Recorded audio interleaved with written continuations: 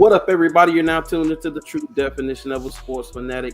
I'm your host, Brandon Lampton, back today with another live stream.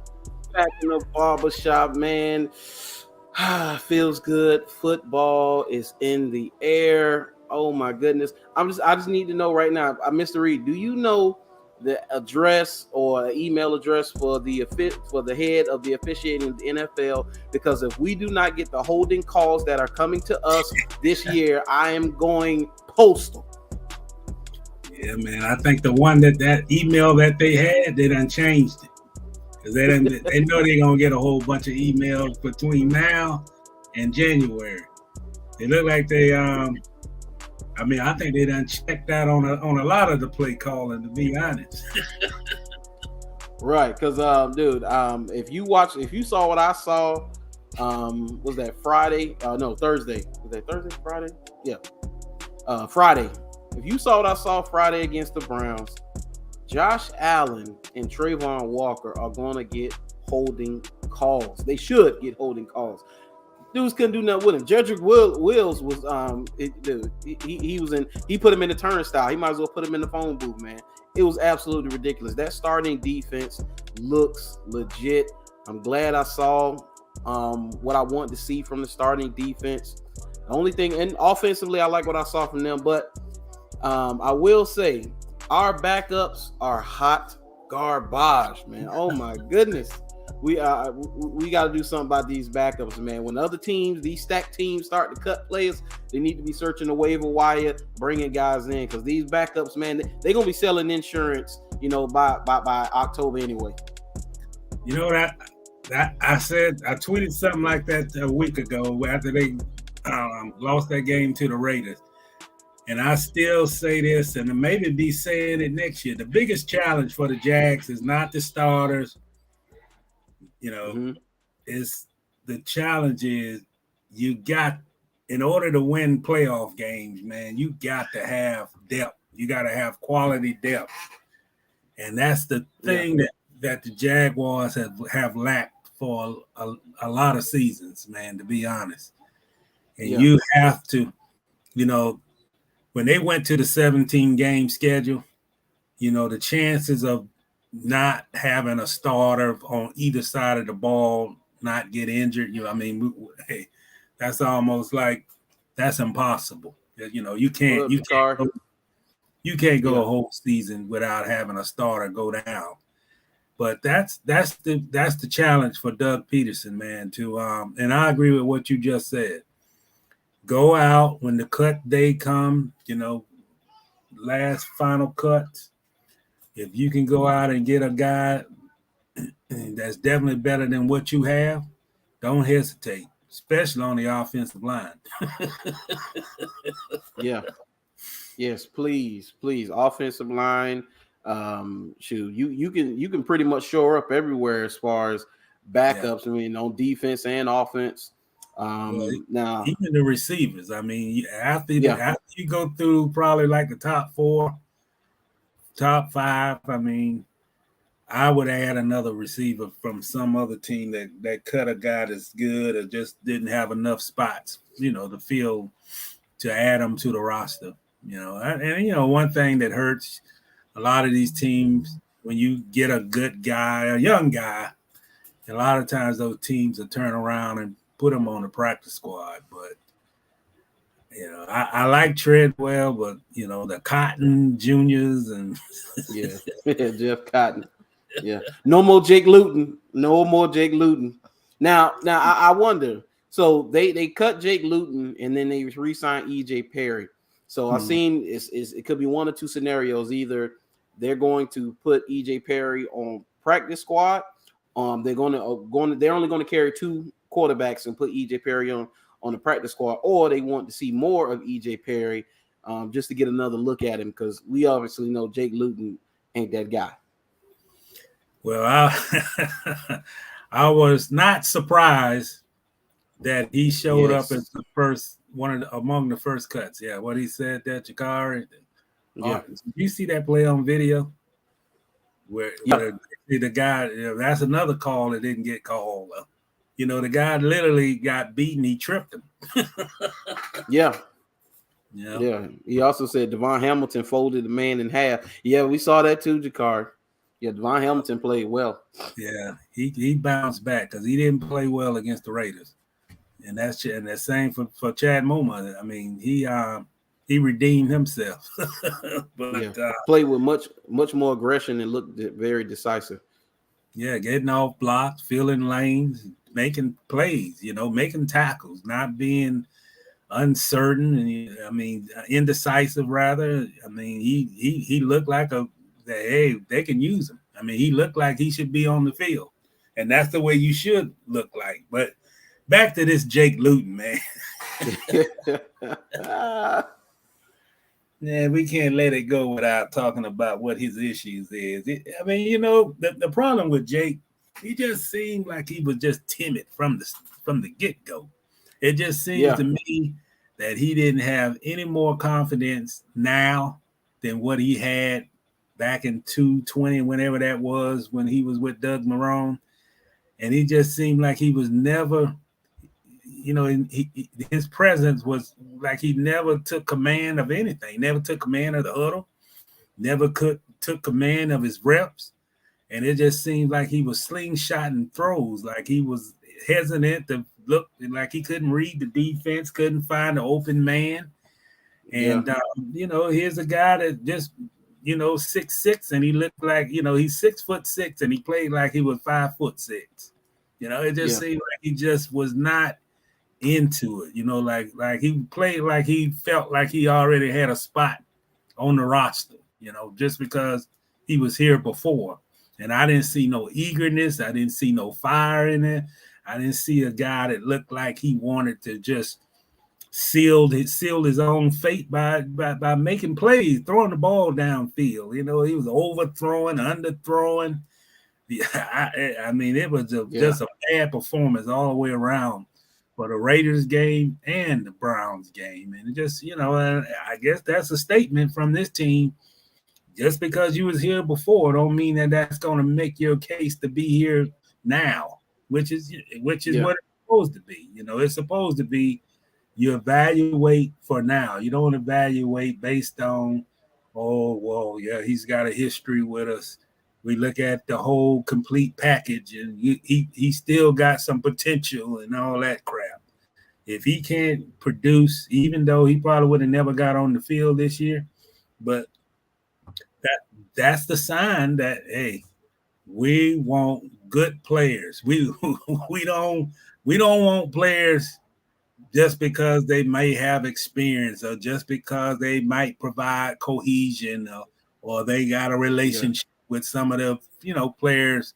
There's none of this crap of trying to settle the score in the locker room, as I call it. Get guys on the roster that guys respect and regard and that kind of thing. I think this coaching staff is all about winning, and if you don't cut the grade of trying to help them win, you're not going to be here, and that's the way it should be. Yeah, every single time, man. Defensively, of course, you know what it was. What they did to Deshaun Watson. Everybody was like, oh, well, Deshaun, he hadn't played in this long. And, he was real rusty and all that, whatever. And I'm like, man, stop giving the excuses. Jacksonville's defense dominated. I mean, that's just what it is. I mean, the Browns were without key players, key starters here and there, but they did what they were supposed to do against a team that would put up backups out there. They dominated. They couldn't do anything. I mean, that's what's supposed to happen. Jakari say, is Zay the guy now? Hey, I want to wait to see Christian Kirk, see what Christian Kirk and what they're going to look like. But Zay Jones, man, he can make a lane for himself. I seen the question asked on Twitter, is Zay Jones going to outproduce Marvin Jones this year? It's a valid question. Well, I'll tell you what, if Mr. Zay Jones can get open downfield and be that that deep threat, they can get open, come back for the ball and that kind of thing and show that type of skill set. I don't think that's going to be any hesitation from Mr. Trevor Lawrence to get that ball downfield. I mean, And from, we talked about this last week, from what we've been hearing in the training camps, that this guy is having a great camp. He's catching everything. He's getting open. He's going up against the Shaq Griffins, the Tyson Campbells, and he's, he's making, there was a play they talked about before the game, that happened in practice last week that, he got a couple of steps on Tyson Campbell. So Tyson did what sometimes when a man gets beat, he holds him. Mm-hmm. But I just, the thing about these receivers and the thing about this for Mr. Jones, Zay Jones, is that, you got to do it over the long haul. You got to do it consistently.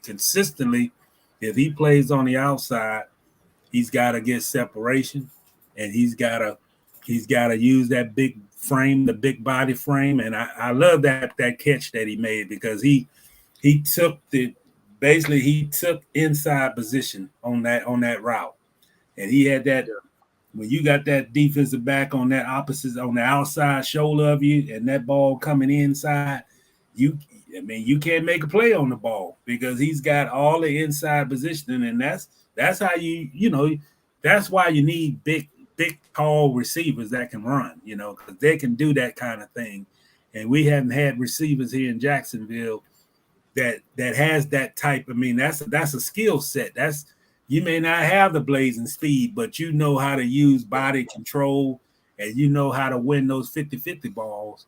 And that's knowledge. That's probably something he took with him from the Raiders or other places he was at, that you have to get positioning. It's just like basketball. And speaking of positioning, on the other side of the ball, man, I'll tell you what, Brandon, I don't know what to say about Mr. Chason. I went back and watched the game, and it's just like, man, I kind of wish he would have been like Trayvon Walker. And I don't know his history, if he had or not, but he needs some basketball skills, man. The basic skills of rebounding is boxing out. You can't box out standing straight up like this. And I swear I watched him a couple of times. I don't want to criticize without having facts to back it up, but every time he came off the rush, he was like a statue. He's standing straight up. That's the easiest way to get blocked than coming off the edge, is when you you coming up high. You got no leverage. You can't push the guy anywhere, and he controls you. And then he did the bunny hop. I heard about. Oh, you heard about the? Oh, I was wondering if you was gonna bring that up.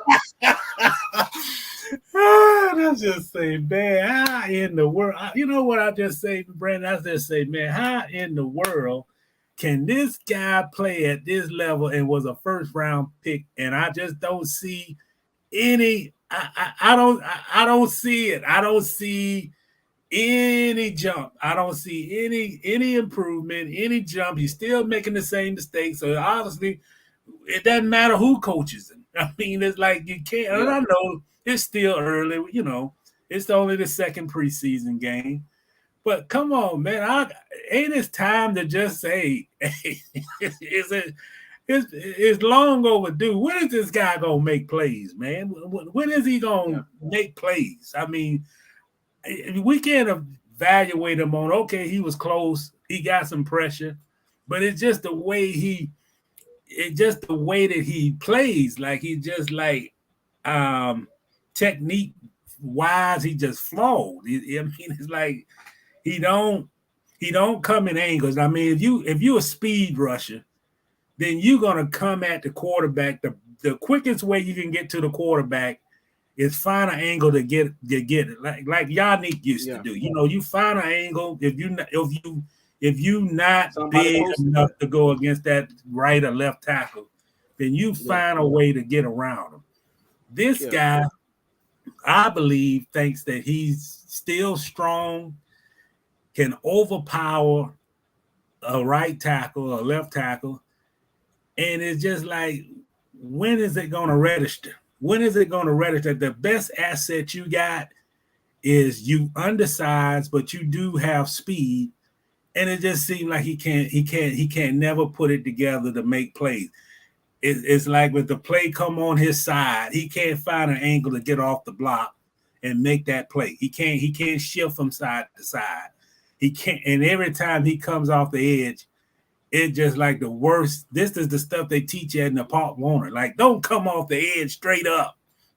Yeah. I mean, that's elementary football. It's like, don't come off the edge. You got to have leverage. The only way you get leverage, you got to bend your back. You got to get under the guy. You can't come over the top of him. You know, you just leaving yourself open to get blocked. And it's like, come on.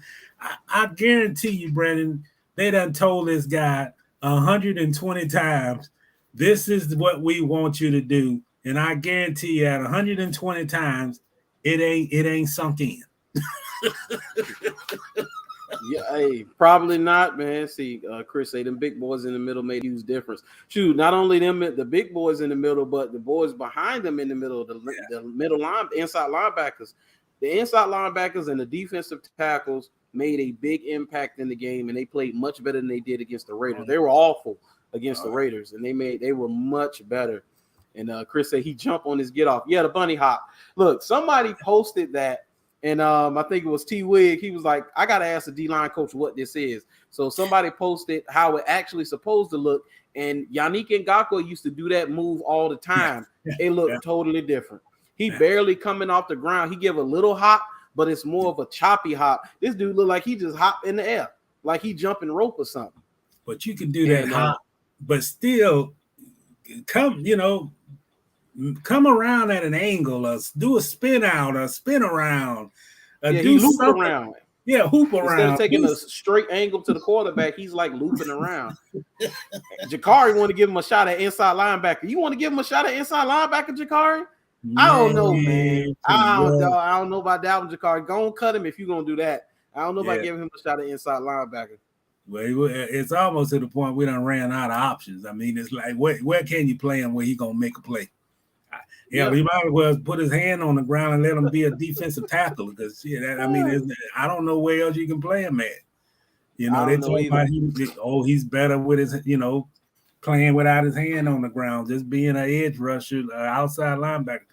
I still see him. I mean, it's like he's still coming straight at a defensive, offensive tackle, and it's just like the bunny hop. What up, Greg? The man did a bunny hop. Oh, hey, Jakar said he can't be bad as Quarterman. Now you're talking. Quarterman has not been great, man. He hasn't. Quarterman hasn't been great either. I don't know what's what do you think wrong with him, man? I don't know. I don't know, man. Yeah, I'll tell you what, man. Don't be shocked if he might be one of them last cuts, because he was bad the week before too. Couldn't get in pursuit. Let the guy go right by him as he had an angle on him. And I ain't seen him make many plays against the Browns either. Actually, he was on the field. Wasn't he on the field when they ran that touchdown? I think he was. Yeah, I think he was. Yeah, because he came out there with the backups, man, and the backups have gotten washed. I mean, absolutely washed. That was a bad rep. Overrunning the play, big old hole, huge gap opening. But on the good side, I thought that the starters dominated the Cleveland Browns offensive line. If you look back on that game, that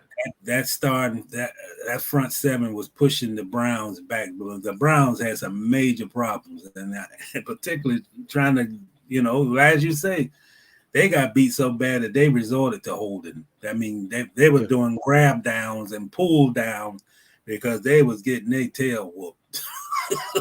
It was bad. I was like, man. At first, I was like, man, what's going on? I mean, is the Browns look they look so unprepared. They look like the Jaguars did last year when we played the Browns in the preseason. That's what they look like. They look like the he who shall not be named led Jaguars with Tebow at tight end Jaguars. That's what they look like. Yeah. And it was just amazing to me, man. But Pray everybody's like, well, they didn't have a lot of stars out there, giving them all the excuses in the world, man. But I don't care who they had out there. Jacksonville dominated them, and that's what they were supposed to do. See, why Herndon can't play like he's been playing in the preseason? Herndon has been good. Maybe he's turned the corner, man. Let's get into the regular season, though. Before we give him a whole lot of praise, let's get into the regular season because, we just know in years past, he's been barbecue chicken. It's just been what it is. So let's get into the regular season before we crown him anything just yet. Well, the one thing is you can't coach speed. You can't coach speed in the training camp, and you can't coach speed during the season.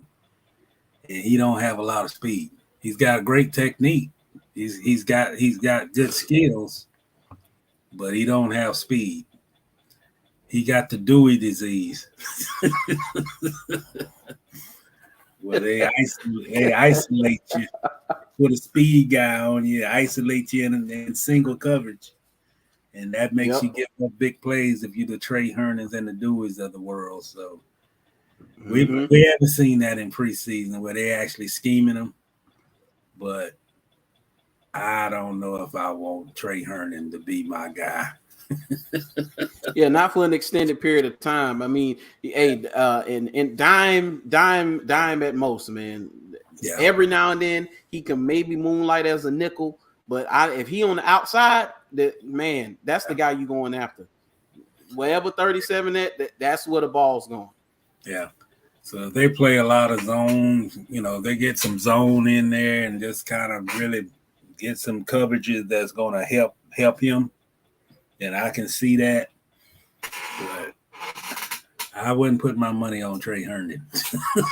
The guard said Junior was getting toasted too. Anybody on the second team got, it was ugly. Yeah, it was ugly. You can't go. What the score was 13-0. 13. Yeah, it ended up being 24-13. Yeah, they got outscored 24-0.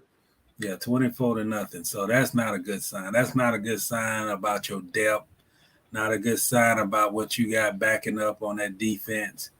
And then you can't, you really didn't generate any offense after those starters went out. So, and as you say, I agree with you, Brandon. The best way to fix the Jaguars, and I like their starters. I think their starters can compete against any team in the league. But I think the quick fix to get your team to the point where you're not that concerned about your backups and how, you don't want you got starters here and you got a big drop off here. I'll be looking at that waiver wire a whole lot starting at the end of this month. I would really do that. I would, especially I'll preach this for as long as it's true. I still say my biggest concern about the Jags is the offensive line. I think Brandon Scherff played a great game. I think I went back and watched the tape of the game. I thought there was a few times Tyler Shatley got knocked back. Yeah, he got put right in Trevor Lawrence's lap a few times. Yeah, a few times. And that's not a good sign. And then I don't have a whole, Ben Barch, I thought he played admirably, when, due to the injury last year. And he got I think he started those final 7 games. But I don't know, man. Jawan Taylor wasn't bad. Now, I didn't see anything. I always look to see if he getting beat. Jawan Taylor wasn't bad. So, but the offensive line is still, that's a place that continuously needs work. If any unit needs continuous work, they got to continue to work on the offensive line, especially the depth on the offensive line. I think with the defense and the depth we have, I think you can get by with that, especially if you add a few pieces at the cut down. I think you can get by, but offensively, you can't go get by with that, especially if a guy goes down for a significant amount of time. So, Trevor was. I like what I saw from Trevor. He talked about how he missed a few guys. Evan Ingram might have had 2 touchdowns. He missed Evan when Evan was wide open. So he went back and saw the tape. He said he missed Evan wide open. I like what I saw from Evan Ingram. I like what I saw from ETN, that burst. I know they say when he spun, he had missed the hole, but it'll come in time. It's his first action. You could tell he was kind of antsy, a little jittery, especially with that drop. His first action, get them hits out the way. He'll be better going forward. But from that little bit I saw, all he needs is a crease. That's it. Just a crease, and it's a house call. Yeah, I just think he's a special talent, man. I think he's got a burst. Maybe they hadn't had a running back with that kind of burst. I mean, Leonard Fournette had a great burst too. On some of those long runs. But everything about Travis Etienne, it just looks like he's a big time talent. He might get 7 yards on one carry. Carry number 3, he might take it to the house. I just look like the potential and the athletic ability that he has. He could take a screen pass and just take it to the house. It just seems that run that he had, everybody can't do that run. And we talked about it on Friday night that it's one of the greatest things for a running back to have. Obviously, you got to have quick feet, you got to have speed, but sometimes what get overlooked is the vision. You got to have the vision to see those holes and how they collapse quickly, and you find that way to maneuver around this and that. I think this guy got that ability, man. I think he could hit a hole. He can see a hole before all of us can see it and get through it. And that was a great run that he had on that play, man. It just he went right through traffic, out of danger, and down the field. I think he's gonna have a great year. I know we don't want to get into what this means for James Robinson type of situation right now, because we don't know when James Robinson is gonna come back and all that, but this guy is a big-time talent, and the Jaguars got to find ways to take advantage of what he can bring to that offense. I don't mind seeing him take, 17, 18, maybe even 20 carries a game. I know we have Trevor Lawrence, but hey, if he could break some long runs, and not even just breaking it for a touchdown, but control the ball, control the clock. That's another thing.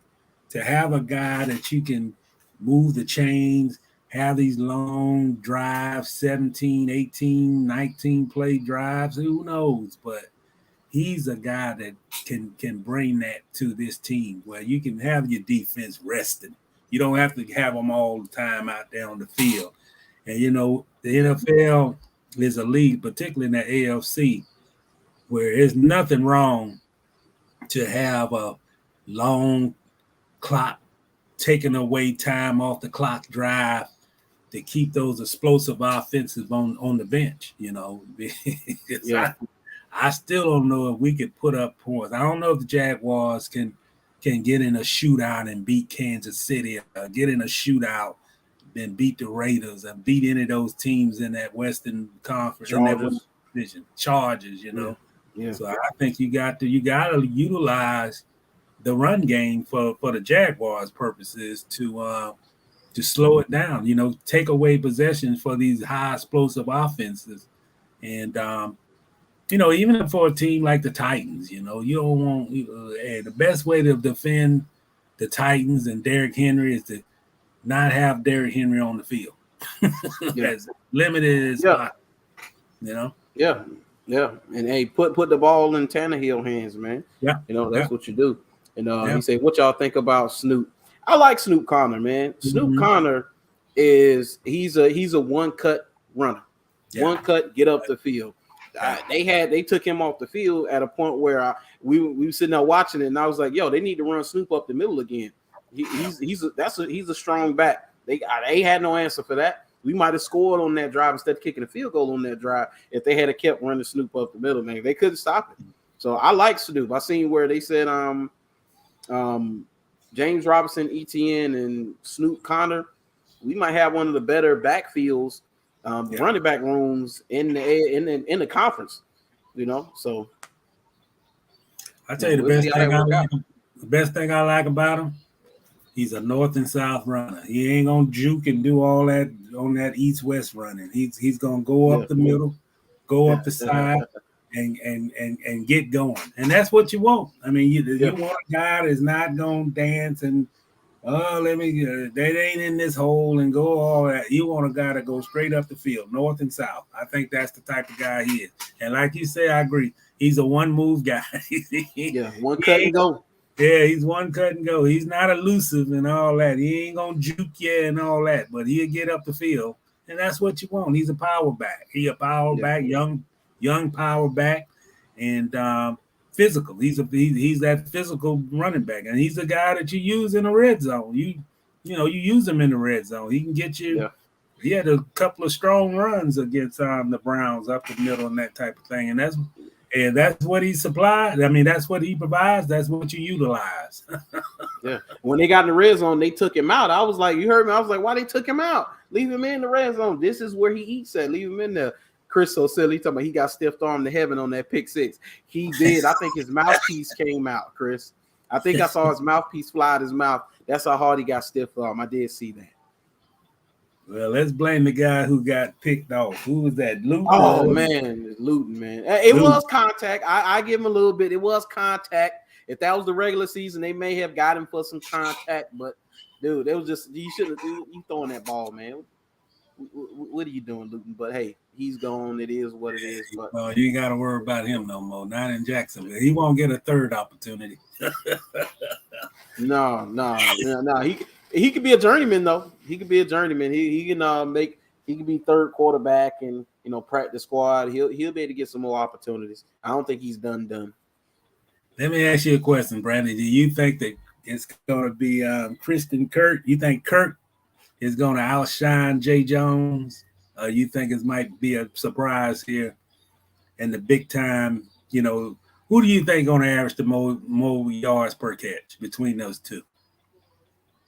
Between those two, if I was betting, man, I would probably bet on Zay Jones, because if I'm going into the season, if I'm a defense, are you game planning for Zay Jones or are you game planning for Christian Kirk? I mean, teams are going to be game planning for Christian Kirk, and Christian Kirk is not a true number one, guy, who can line up against the best on the other team and can win his share. He's not that. He hasn't been that guy yet. We don't know if he can be that guy. Most likely, he probably won't be that guy. At best, he could be a low end one, a high end number two. So I mean, Zay Jones was open. Like he was open a lot. I mean, I haven't seen Jaguars receivers where nobody was around them that many times in the game in a minute. Yeah, me either. I say Zay Jones is like I say he's Marquise Lee 10 times better, 10 times faster, and 10 times bigger.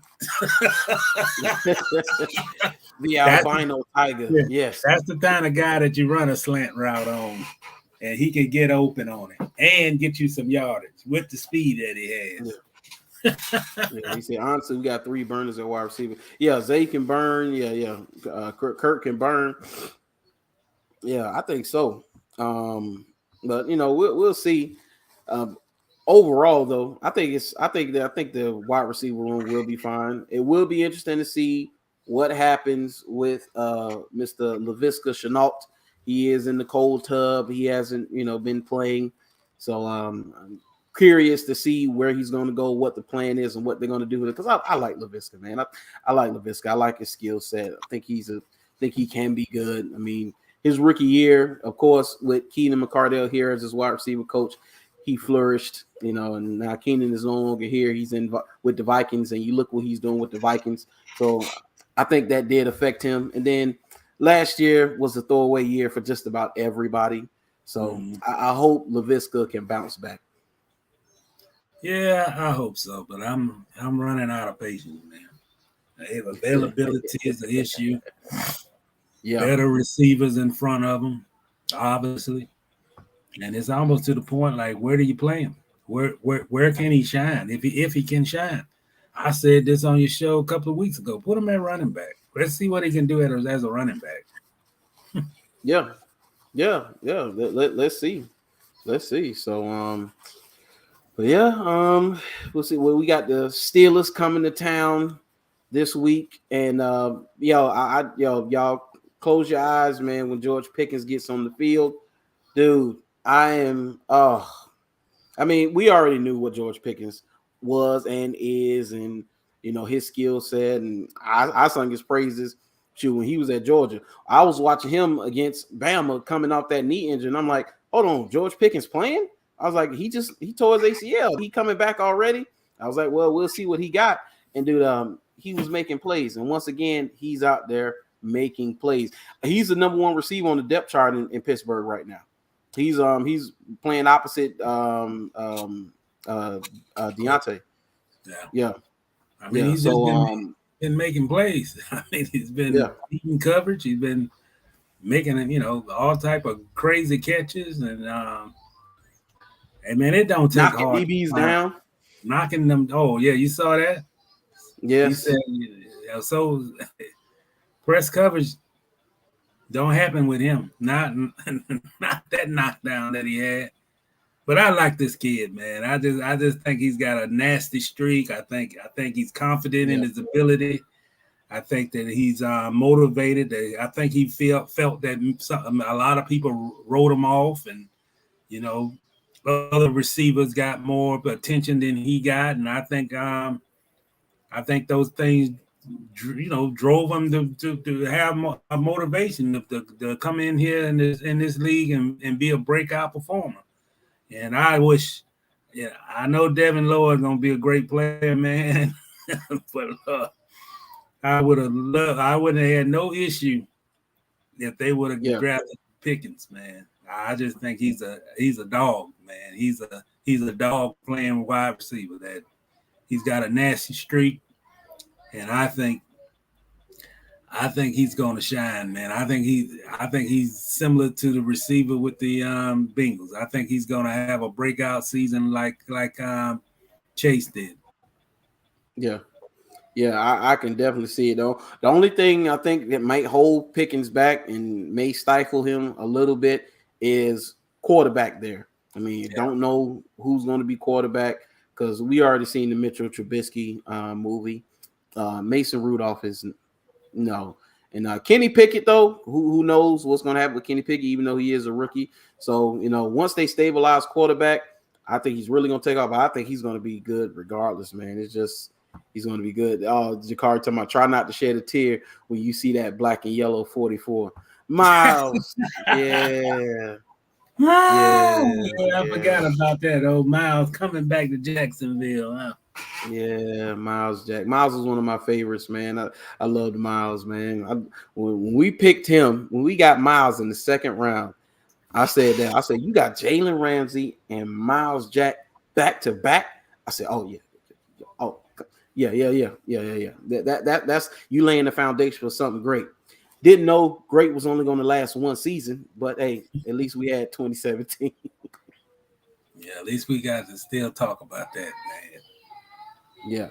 At least, at the very least, man. So, but also that Zach Wilson, that run when him hitting the ground, automatically he was like, it's got to be some type of ligament damage or something. But they say now it's a bone bruise and it's a meniscus tear, and it's only one. The meniscus tear that he has, it's a low grade one where they only probably going to have to shave down the meniscus, and I won't have to repair it completely.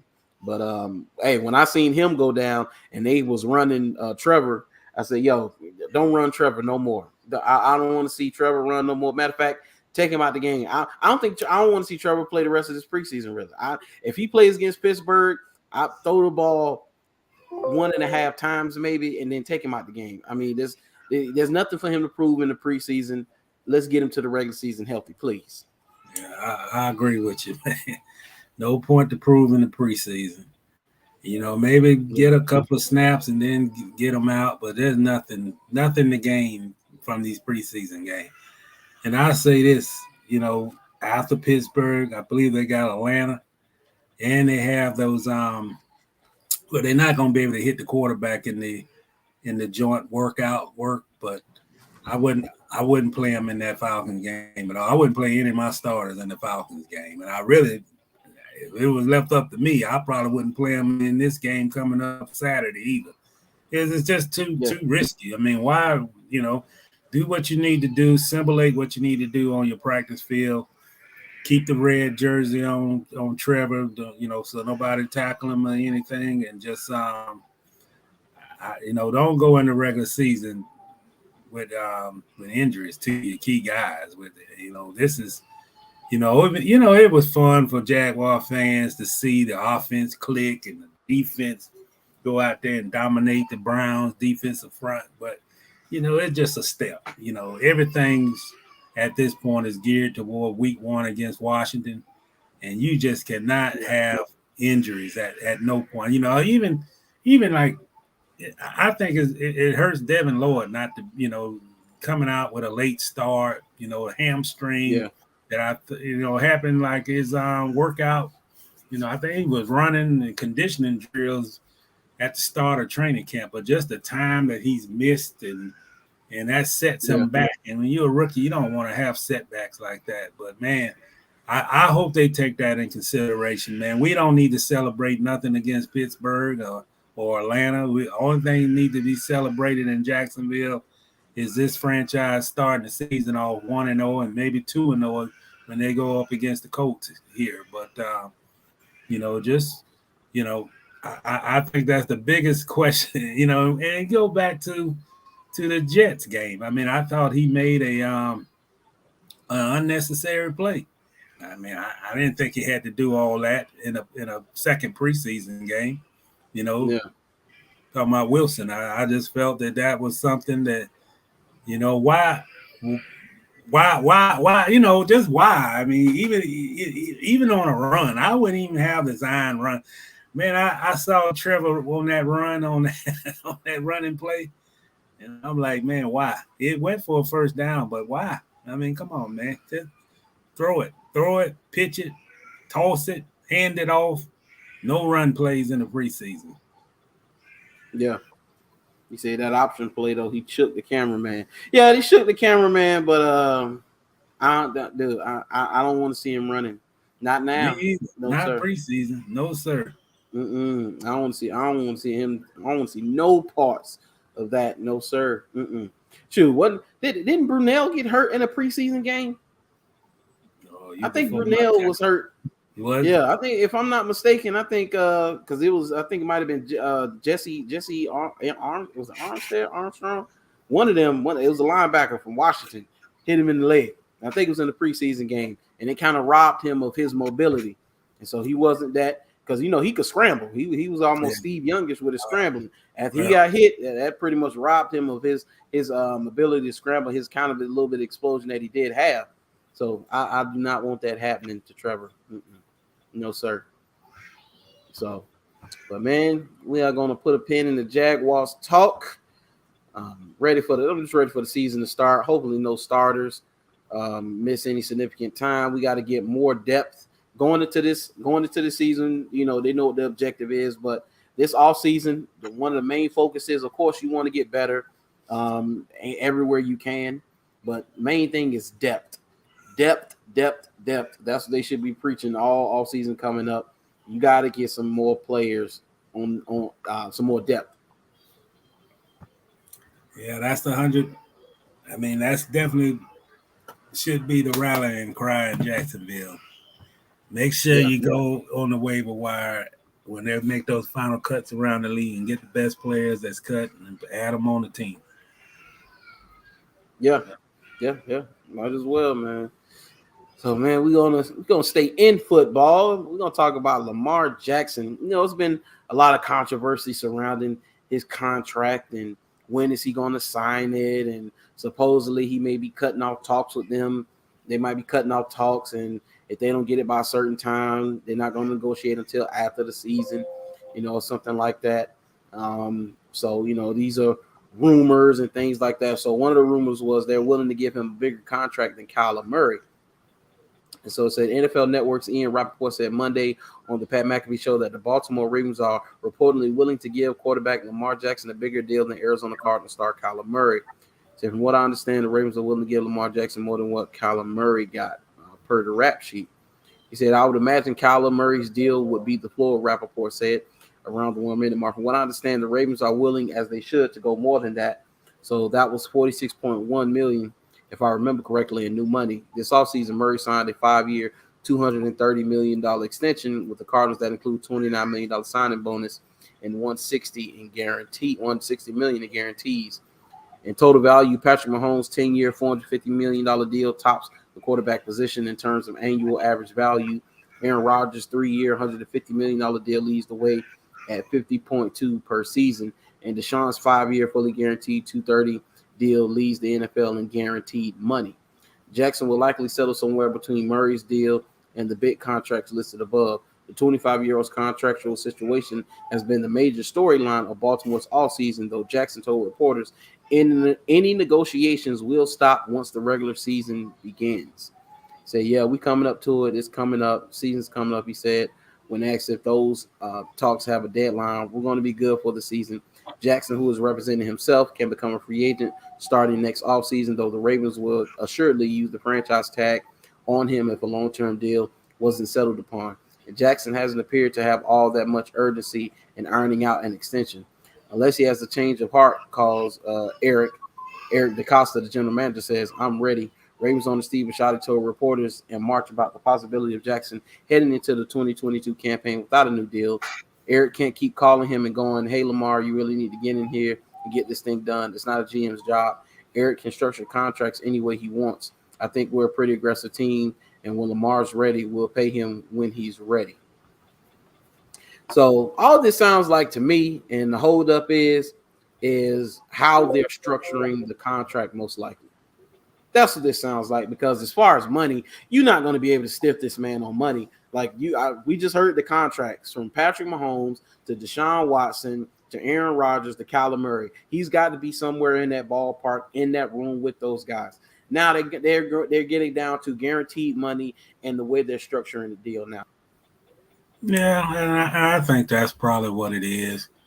And, if he's like he is negotiating his own deal, and it could be Lamar, trying to not make it into something that takes the focus from everything in the training camp. And I think right now that's what they're probably doing. They're probably negotiating what's guaranteed, how much guaranteed, put some incentives on the deal, and how much do they backload it or any of those kind of things. I just think they're just going through the intangibles of contract negotiations and contract talks, but he's gonna get paid, man. Yeah, I mean, that's why I say it all seems like much ado about nothing, because you're going to pay this guy. Because what's the alternative? You're going to let him go somewhere else? I mean, I don't see that happening. That'd be incredibly stupid. Yeah. I mean, you got a young burgeoning quarterback who's still developing. He's working with a new quarterback coach. They say he got more of a close, tight spiral. He's bulked up. They say he's almost 230 pounds. So he's really put an effort into his game and his training regimen. So I think this kid, he's ready to have a bounce back season. And he put on that weight that's extra padding. Because remember, he came in the league real wiry, got a little bit on him after his about second or third year, and now he's getting a little more padding so he could take a little bit more of those hits. And people, you got to remember, they always talk about running quarterback this and you get hurt. Injuries for most of them come in the pocket, not when they run. Oh yeah. Yeah. And you look at Kyler Murray, like the headline says, willing to give the quarterback bigger contract. And I don't like to point quarterbacks, particularly black quarterbacks against black quarterbacks and that kind of thing. But Lamar Jackson has done, in my opinion, he's accomplished more than what Kyler Murray has at this point in his career. And I mean, he's a franchise quarterback, and you got to pay a franchise quarterback for what he's worth. I know people criticize him for they don't, haven't went this far in the playoffs with Lamar at quarterback. But Man, he done had some great seasons, some great efforts, some great games. And if the I put it this way, if the Ravens don't pay him, somebody else will. Yeah, absolutely, absolutely. Hey, you either gonna buy today or you gonna buy tomorrow, but you gonna buy. You gonna buy. You got that Yeah, right. So you can't be cheap in this league. absolutely not. Cannot be cheap in this league. Yes, sir. So man, we're gonna leave that right there. You know, Lamar will get his money. Now we're gonna move on to Mr. Deion Sanders. He has some interesting comments about the Hall of Fame. So NFL legend Deion Sanders says Hall of Fame ain't the Hall of Fame no more. So Deion Sanders was inducted into the Pro Football Hall of Fame in 2011 in his first year of eligibility. But the former NFL defensive back said the honor should be more exclusive than what it is now. Sanders, the current head coach of Jackson State, ranted about what the Hall of Fame should mean and who it should include in the video posted Friday by Well Off Media. He said, the conversation is that the Hall of Fame ain't the Hall of Fame no more. I love it. I respect it. I admire it. I think all the guys who are inducted definitely are deserving, but it needs to be a different color jacket. My jacket got to be a different color, Sanders said. NFL players who make the Hall of Fame receive a bust and the gold jacket. Sanders, who played from 1989 to 2005 with the Dallas Cowboys, Atlanta Falcons, and San Francisco 49ers, and the Washington Redskins, suggested that there needed to be a separate wing for players who went above and beyond in the game. He said, it needs to be a starting 11, need to be an upper room. My head don't belong with some of these other heads that's in the Hall of Fame, but put my head where my head's supposed to be. My head not supposed to be down here. I'm sorry. I'm just being honest, Sanders added. I'm just saying what you all are thinking, and a lot of y'all Hall of Famers are thinking the same thing. This thing is becoming a free-for-all now. If you play good, no, it ain't good. It's people who change the game. That's what the Hall of Fame is, a game changer. Not I played good. I had a good little run. I gave you 3 or 4 good years. No, dog. Man, this shot is sounding it sounded very specific to me. He said Sanders retired as an 8-time Pro Bowler and 6-time first team All-Pro. He was the 1994 Defensive Player of the Year and placed on the all 1990s Hall of Fame team as a cornerback and punt returner. So man, I must say, once again, the more former players talk, the less I want to hear from them.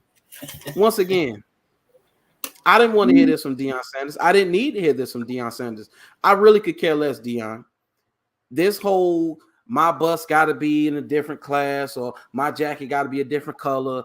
I'm so great. I'm prime time. These dudes don't belong in the same hall as me and all of this crap. Yeah. Dude, the game isn't the game without those players anyway. You didn't make the NFL by yourself, Deion. Michael Jordan, if Michael Jordan said this, it would feel a little different. Now, I'm not saying Deion isn't great or wasn't one of the best of all time. But dude, come on, seriously. So this just comes off as immature by Deion to me. It does, because all this is what they say. They say, well, it's the Hall of Fame. It's not the Hall of Very Good. You know, they criticize baseball for that. You know, but I got a problem with this because you could have said this when Terrell Davis went in. Why are you saying this now when Tony Baselli going in? This is specific, man. I just got a feeling that this specific. Maybe it's just me. Maybe it's my Jaguar bias. But I feel like Deion's saying this because Tony Baselli got in. That's how I'm feeling about this right here. It's probably something he always wanted to say, but once Tony got in, he was like, "Oh hell no, I got to say something now." Yeah, I'm with you, man. They're like he's got a pointed message. I mean, yeah, it might be toward Tony Baselli. I don't like what he said about he needs to be put in a separate hall of he should be celebrated more. I mean, that's just so self-centered and self-ego. I mean, but I disagree with that. And it's a process. The same way Deion got in the hall, the same way people being voted in right now. It's a process. Some of the sports writers put a vote in. You pitch. You have your guy that pitch you to the writers, and it's the same. The process hadn't changed. I think. I think I'm talking about Deion. Like a lot of times, it goes back to an old retired player feels that his time that he played, his era, is better than the era that they're allowing some of these players in the Hall of Fame right now. And I think it's just too much self-centered, too much self-ego, and just it's a little bit it's kind of like what Bruce said. You don't throw shade on guys in the Hall because very easily when Deion was enshrined, I don't hear anybody saying that they're tainting the selection process to allow guys like Deion in the Hall. Anybody can say that, but I just think there's just a lack of respect. You appreciate the guys in the Hall. It's the same process that went on for the last 50 years or so, and once you're in the Hall, you don't question who got into the Hall. You appreciate their talent. And if you got something to say, you just don't say it publicly. I mean, you go back. Yeah. Anybody can go watch tape and look at some plays and just say, look, he got beat on that play. There's some plays where Deion got beat by Jerry Rice. Yeah. There's some plays that Tony might have got beaten. But you look at the overall, you look at everything. You look at the complete career. And I don't think Deion is the guy to judge or be the person to, disrespect someone's Hall enshrinement. I think that's not Deion's place. He's a great coach at Jackson State, but I don't think he's the person who defines what a Hall of Famer is just because he got elected to the Hall. He might know something about defensive backs and cornerbacks, but every person in that Hall has the reason why they're in the Hall. Tony Pacelli was he was great. I mean, he was great at what he did. He didn't do it over 20-year period, but he did it great while he was in the league. And another thing that Deion don't understand, Jacksonville needed a Hall of Famer. This franchise been in existence since 1995. And when you look back on those glory days, early days of the Jaguar franchise, when they, the second year they were in the playoffs, I believe, in existence, and you don't undervalue what they accomplish. I know the Cowboys and the 49ers were in the playoffs every year. But for Tony's era and the things that they got accomplished with Tony on the field, there's no way Deion would never understand that.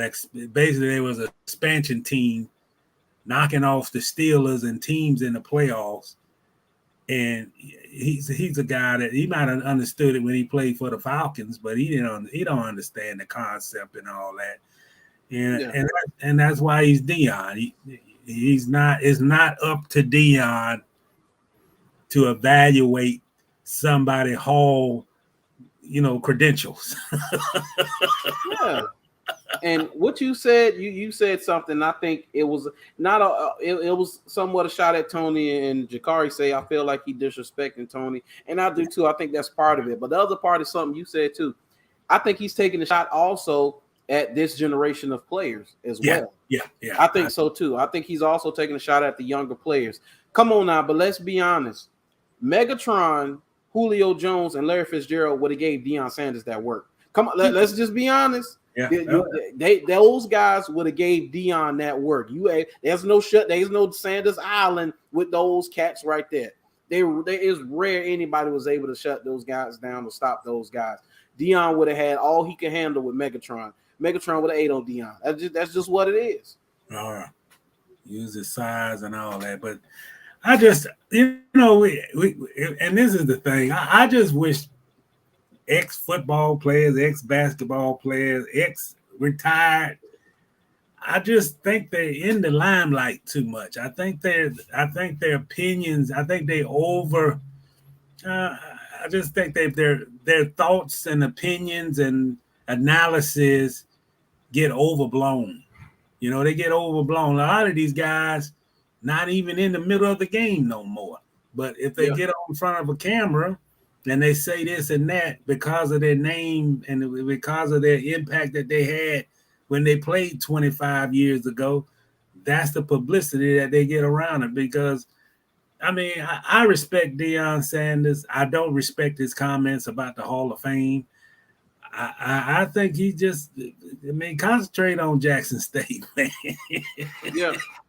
Leave the whole analysis to somebody else, because it's almost like, look, man, somebody can always throw shade on somebody else, I think one thing that you should do, even if you're a former player, you're a current player, I think that's part of respecting the game. You don't question guys getting in the Hall of Fame. It wasn't an easy process.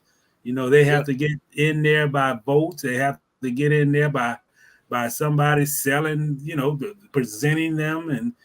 And I think the process is thorough enough that everybody that reached that pedestal and reached enshrinement have earned it. And I don't think it should be for any NFL guys, particularly NFL guys who already in the hall wearing that jacket, should be around here dissing others who just getting their opportunity to get in the hall.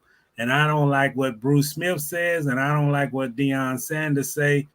And I think this, around the league, got to get away from this complex about this franchise. I think there's a complex around the league that there's a lot of disrespect, a lot of non-appreciation about the Jaguars for whatever reason. That just, I think, is overblown. I think they should be regarded in the same light as the Panthers, who they came in together with. And they done had some lean years, but they done had some good players over the years.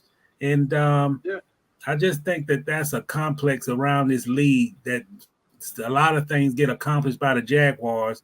It get like underappreciated, and that's a bad thing. I think the Jaguars deserve to have more players in the Hall of Fame based on the success they had early in the franchise. I really do.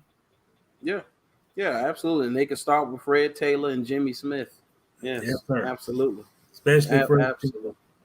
Yeah, especially Fred.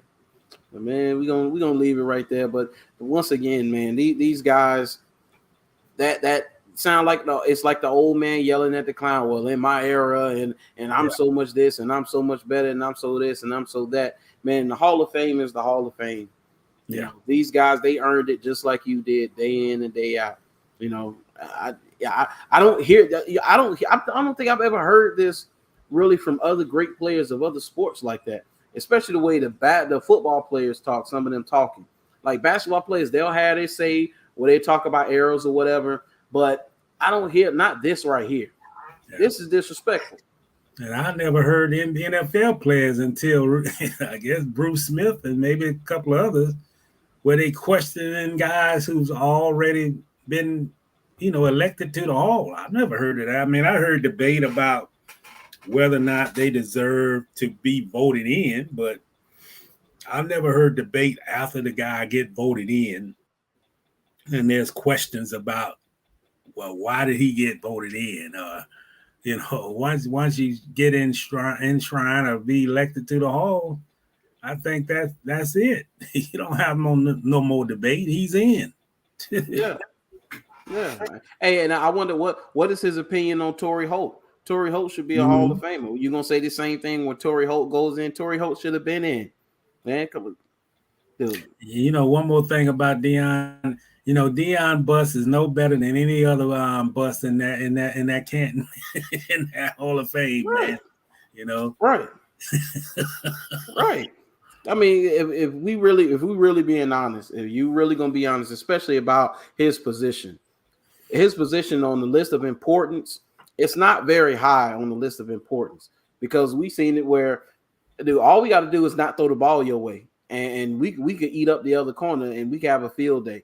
So as far as list of importance, no, it's all quarterbacks, tackles, defensive ends. Those are the guys. Those are the highest on the list. Those are important. Even wide receiver has been above corner, right? So you want to talk about list of importance of position?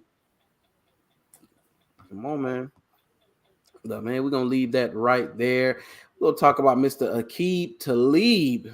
And man, this was a sad story, man. I saw this, and there is a video out there attached to this. I'm not going to show it here because it is graphic, even though you hear the shots, but you don't see who's shooting, but you do hear the shots and you see the scuffle. So we're not going to show the video here.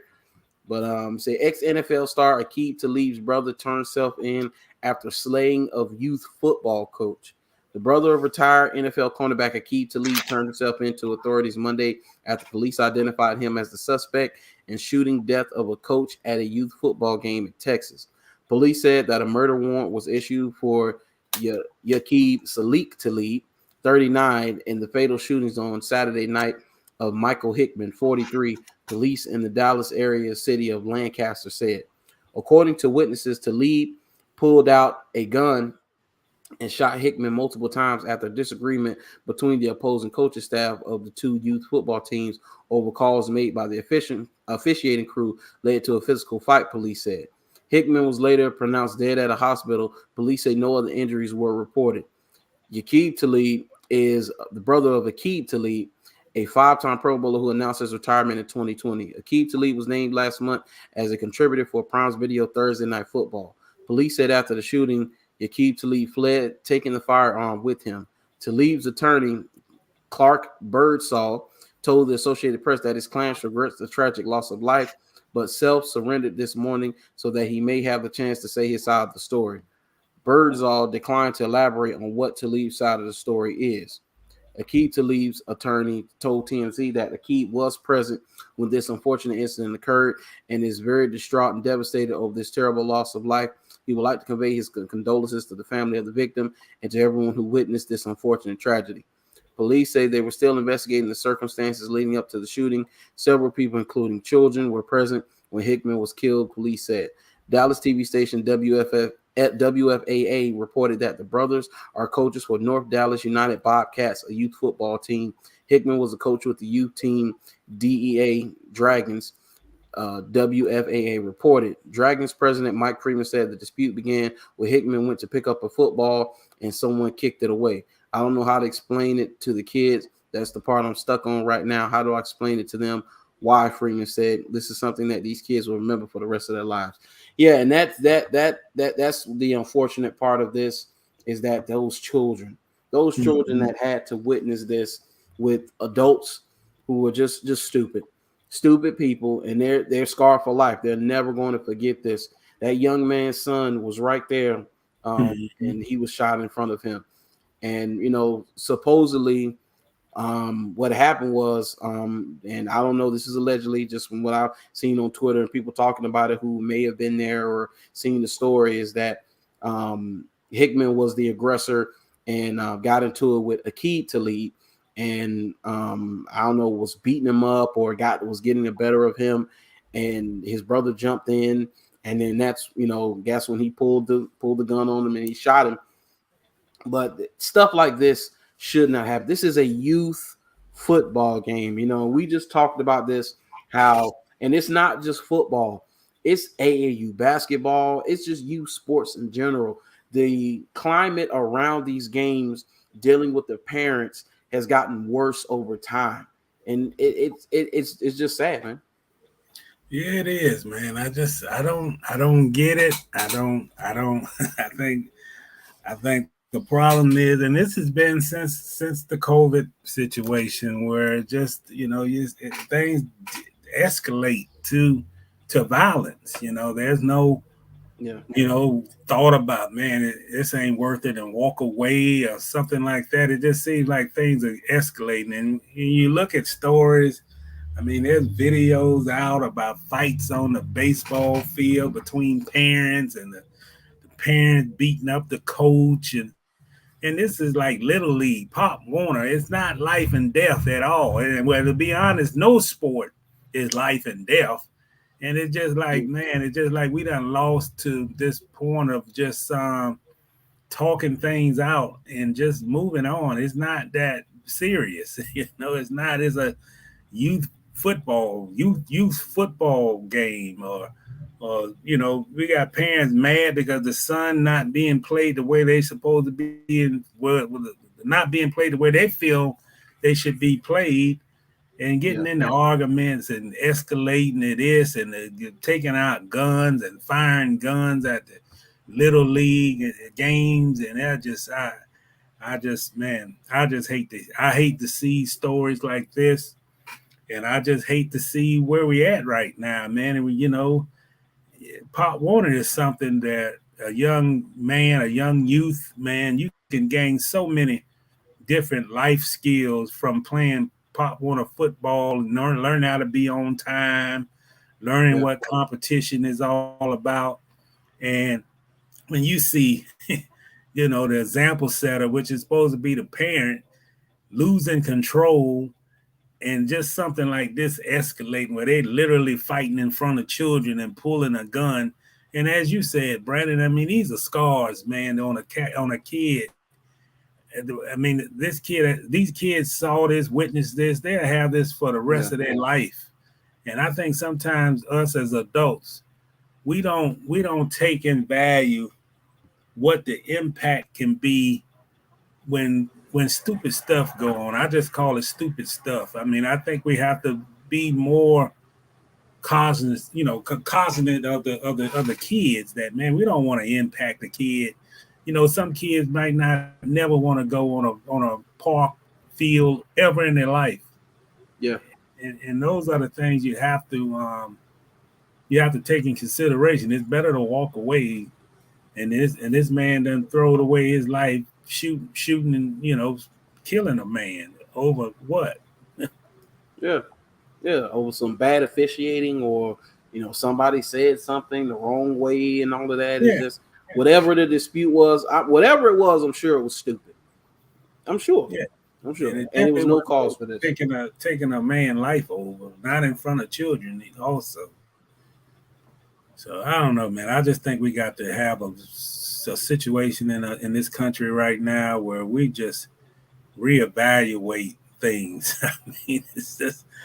I mean, I'm gonna preach a little, man. Like I was watching the news the other night, and this Trump situation where the man he's got top secret classified documents at his home on nuclear weapons. And we got knuckleheads who standing out there. They found one guy and he lost his life. Trying to shoot it for the retaliate to the police or the FBI because they invaded his house. And I'm just like, I don't want to make our show political, but a lot of times that's what's wrong right now with this country, and why people are volatile and just ready to just shoot people for no reason, basically. And and you see that kind of stuff on television. Like, who in the world want to?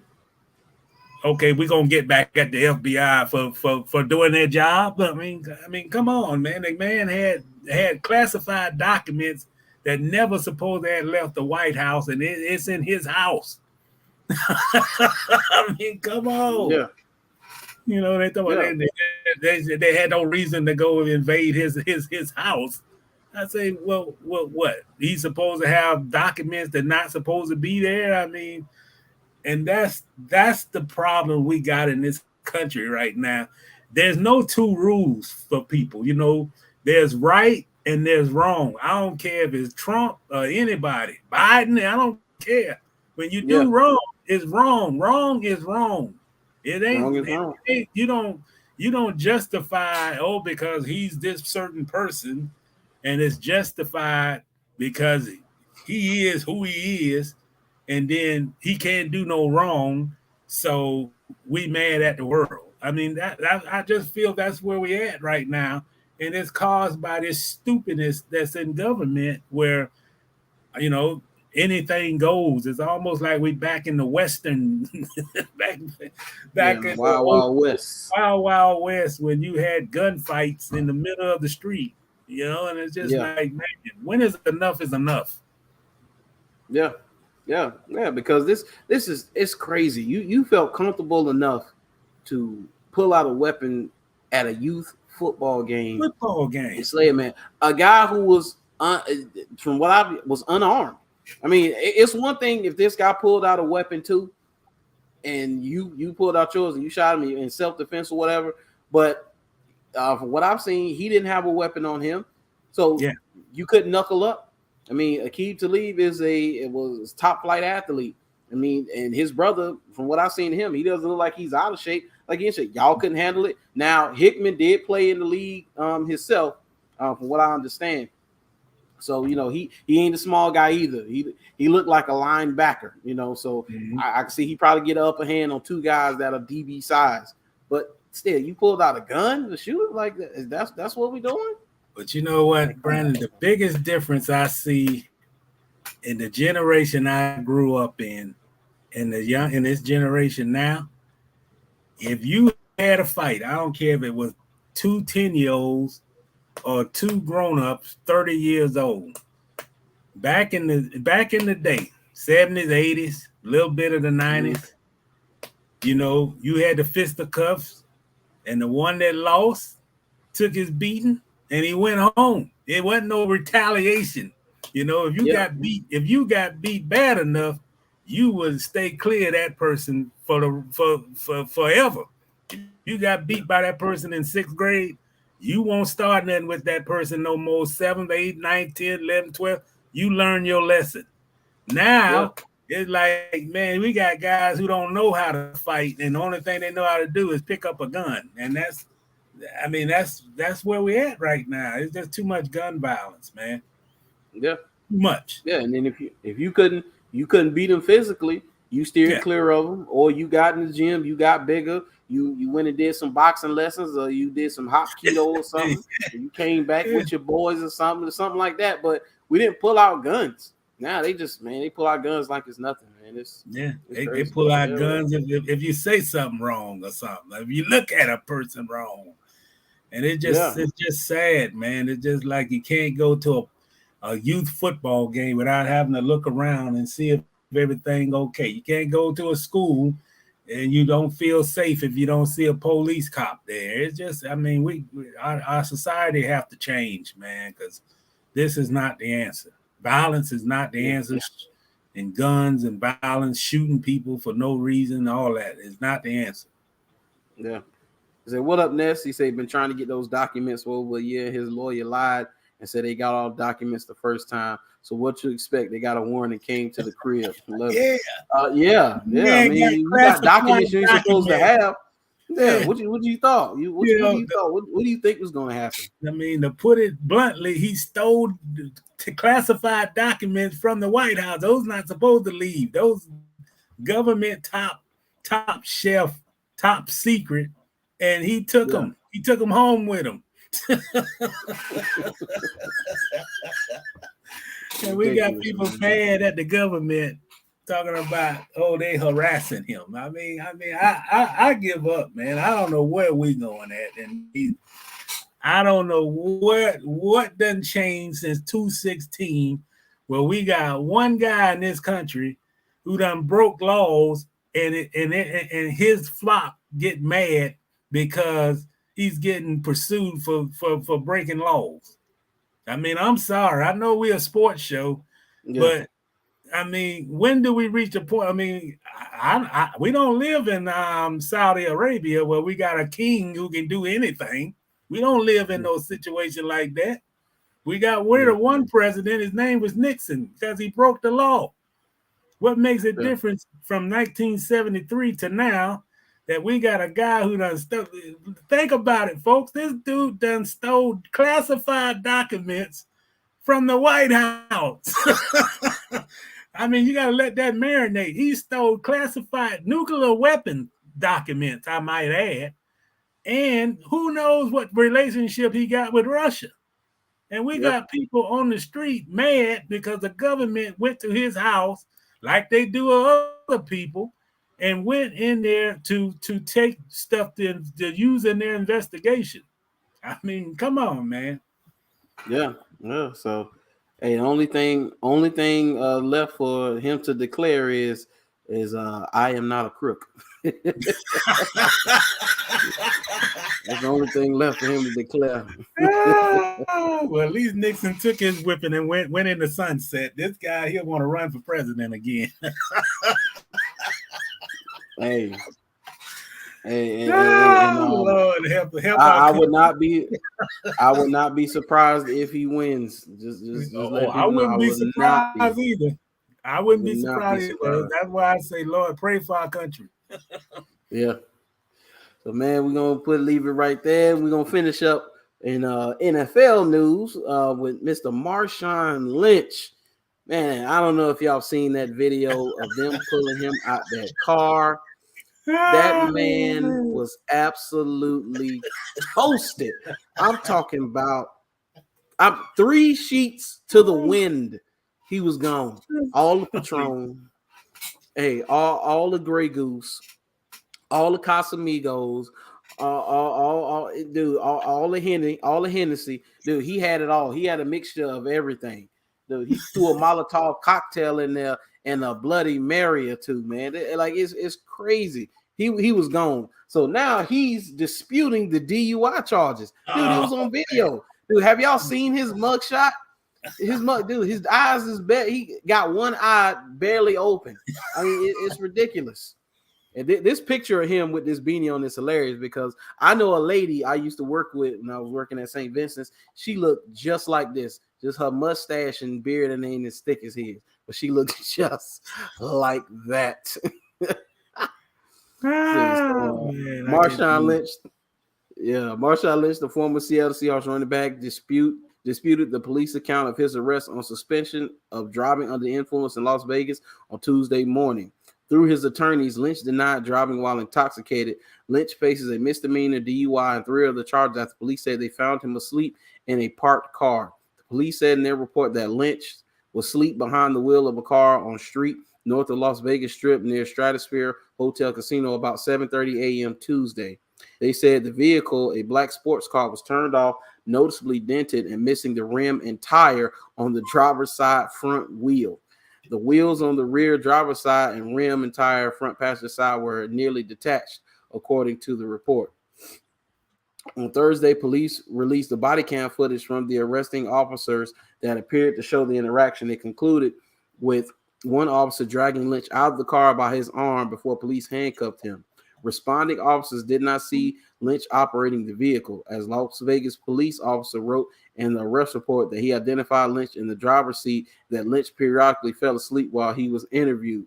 The report describes Lynch's eyes as bloodshot and watery and said the officer smelled alcohol on his breath and in the vehicle. Lynch, who was wearing only one shoe, told the police that he stole the vehicle, but he said he had not been drinking and did not use drugs, according to the report. Lynch was arrested about 8 a.m. after he refused to cooperate with the police attempts to administer field sobriety tests, according to the report, which added that corrections officers restrained him in order to draw a blood sample in the Las Vegas jail. Police said Lynch did not require medical attention. In a statement, Lynch's lawyers, David Chesnoff and Richard Schofield, disputed the charges. Marshawn was not pulled over for a DUI, the lawyer said. Rather, the vehicle was safely parked and not in operation. We are confident that when all evidence is presented, this will not be a DUI under Nevada law. Marshawn appreciates and is thankful for everyone's concern and support. Lynch was charged with the misdemeanor of driving under the influence, as well as failure to surrender the proof of security, driving an unregistered vehicle, and failure to drive in a travel lane, according to Las Vegas Municipal Court records. He was released after posting $3,381 bail. Lynch's charges came well after the stretch in which the NFL's player in which 5 NFL players were arrested in Las Vegas during the 6-month span from 2021 to early 2022. Okay, that's just details about his career. Oh, are you serious? So basically, this is what they're doing. So they're saying like, yo, y'all didn't see him driving the car. That's what they're talking about here. Y'all didn't see him driving the car. So this isn't. Hey, Chris said he was looking like dog. Chris, you so stupid. Chris said he was looking like Forrest Whitaker. Y'all, that's a matter of fact. I'm gonna pull that up for those who haven't seen that. I'm gonna at least show that. I ain't gonna show the video, but I'm gonna show you that DUI picture, dude. So this is what they're doing. They're saying, well, this is not a DUI under Nevada law because they didn't catch him driving the car. That's what they're doing here. But it's clear he was done, and they had to wrestle him down. I wonder what that was like. I'm pretty sure about 4 of them had to hold him down to draw blood from him in the jail. You know, but you know, it is what it is. But this is crazy. I say, come on, man. You know, how can you not? I mean, come on, man. Come on, Marshawn. No, I mean, ain't no disputing that one, man. No. We saw the mug shot. We saw your mug shot. Yeah, absolutely. Matter of fact, I got it right here, man. There's no disputing this. There's no disputing that you was done, man. You know, went from 4 ties to 2. Look at that. Man, please. Man. Come on, Marshawn. Man. Who we trying to fool here? Man, go on. Ain't no way in the world you can get out of that one, bro. Yeah, I understand the loopholes and technicalities in the law, whatever. So they're gonna do that. But come on, the car was missing the front wheel, and the 2 back wheels were almost detached. Dented up car. You sleep. You falling asleep while they interviewing you. You're not obeying none of the commands. That's a picture of them dragging him out the car right there to the side. They pulling him out the car, and they had to wrestle him to the ground, put the cuffs on him. Come on, man. Yeah, I think all the evidence. Yeah, man. Come on, man. Just pay the fine and move on, man. ain't no more than that. You're making it worse. Yeah, he's making it worse, man. Yeah, you making it worse, man. Ain't no way in the world you gonna say that didn't happen. I know, but come on, man. Just go on and pay the fine and move on, man. Yeah, that's what talking about. The Marshawn arrest video was hilarious, dude. That thing was funny because now he's speaking incoherently. I don't even know what he was saying, and then he falling asleep while they talking to him. Yeah, I'm like my man that say, yeah, he was lit on that moonshine.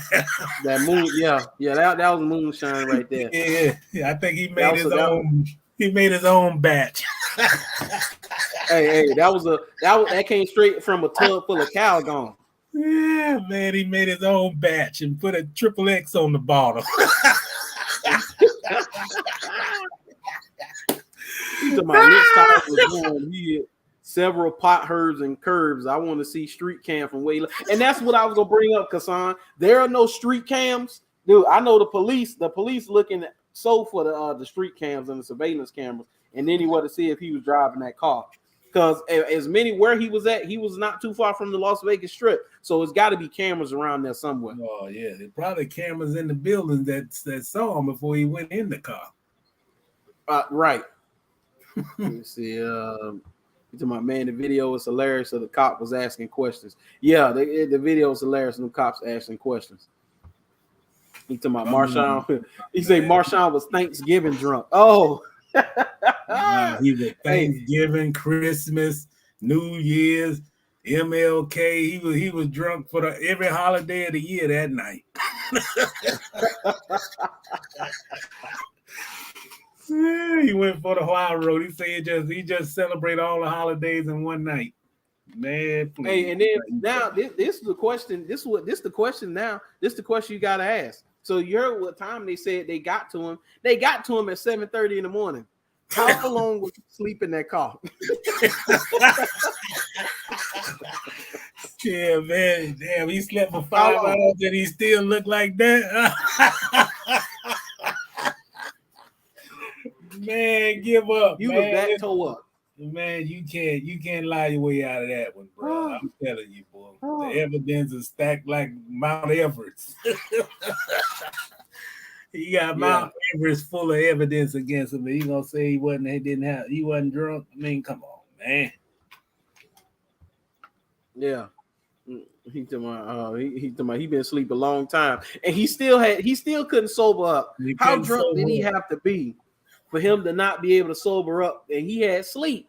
He was able to sleep. Hey, I feel like I done had a few too many. I lay down for a few hours. I get up. I feel fine. I feel a little better. Dude, how long was he sleeping in that car? Where he was still looked like he had the bottle under the seat. That's what it looked like. All I know, he went from 4 ties to 1.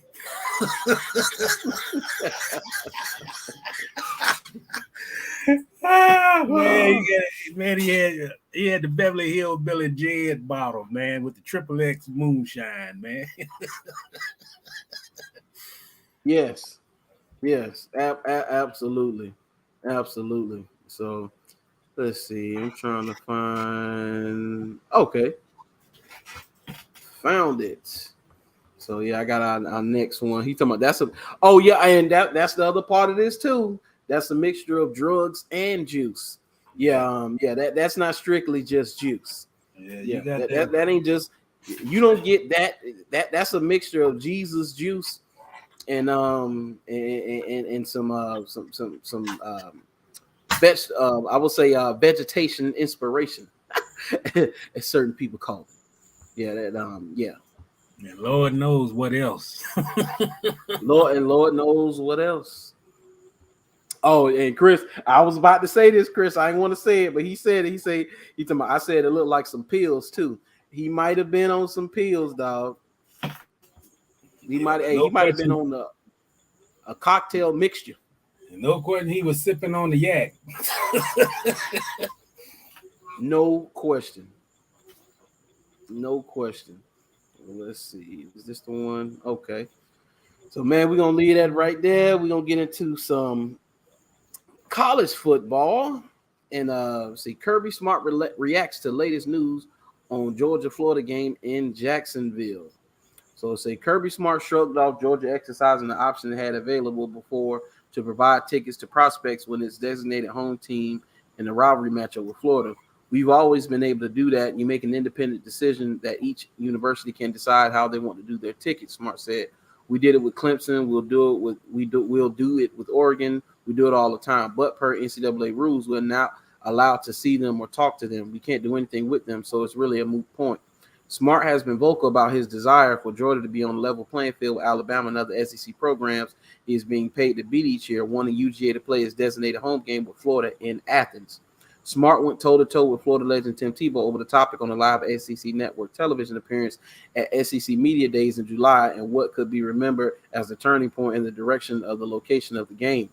The Bulldogs have directed $240 million in funding towards football facilities that Smart is eager to show off to recruits at each opportunity. Georgia's current contract to play Florida and Jacksonville every year expires in 2023, with UGA not exercising the option to extend through 2025. Florida fans and Jacksonville enthusiasts had expressed some hope that providing tickets to prospects could satisfy Smart's recruiting intentions. Smart made it abundantly clear it does not, elevating the speculation that this season's game with the Gators at TIAA Bank Field could be the last time Georgia plays an SEC designated home game away from Sanford Stadium. Prospects get to go, but what good does that do in terms of recruiting? Smart said. You don't get to spend time with them and host them. When recruits come to the campus for official visits, schools are allowed to pay for family transportation, meals, and lodging. Current players often host the prospects and take them out, showing them the campus and explaining how Georgia football works. Smart and his coaching staff also spend a great amount of time with the players and their family members on campus, watching film and letting them sit in on position meetings and pregame and postgame locker room settings. There has been speculation the SEC could go to a 9-game conference schedule when or if the college football playoffs are expanded. It is possible there could be a 3-city rotation if or when the league schedule expands. Jacksonville is expected to make an aggressive offer to stay in rotation for the game And Peach Bowl Executive Director Gary Stoken is believed to be interested in hosting the game in Atlanta too. Gainesville, which has a municipal airport with commercial airlines, while Athens still does not, might also be interested in hosting the game. New Gators coach Billy Napier was lukewarm when asked about the location of the game. Like Smart, Napier has some new facilities to show off in the opening of the $85 million football facility. Georgia Athletic Director Josh Brooks, who has been the driving force in support of Smart's championship plans, said UGA is in no rush to make a decision on the future locations of the Georgia-Florida football games. Yeah, this is what I want to know. You have other games where you could host these players. Mm-hmm. You have plenty of other games where you can host these players and put up their family and have the players talk to them and do all these things and recruit them and stuff like that. You being a stickler over one game. One game is hurting your recruiting. He had the number one recruiting class like 2 years in a row, didn't he? Something like that. Yeah, I don't see this affecting it. Yeah, I don't see this affecting him. So why are you such a stickler about this game leaving Jacksonville? I don't understand. But Kirby Smart, he's not a part of this tradition. He hasn't been here. He's new to this. This is not his game. He's new to this. But this game, I don't want this game to leave Jacksonville. This game is a staple in this community, and it brings money to our economy here. You know, now they talking about being a rotation where they're rotated to their stadium, to the Gator Stadium, to the Falcon Stadium in Atlanta, and then back here. But dude, leave the game in here. Florida Georgia game has always been a staple. You want to change that now? I mean, we had the ACC championship game here. They took that away. What else you gonna do? You want to take the Gator Bowl next? I mean, come on, man. Jacksonville needs to make a bid and a play for this game to stay here. I say this, Brandon. This is about the first time, probably in this series, 1936, that this series was started. I think this is the most, almost the most critical time that I think that is seriously being discussed. That it may not be here anymore. You know, once the contract ends. And I to be honest with you, I don't like this direction where college football is heading. I think. I don't know, the power lies with the conferences, the coaches, or whatever going on. I just think that that everything is being tossed aside. Their tradition don't matter anymore.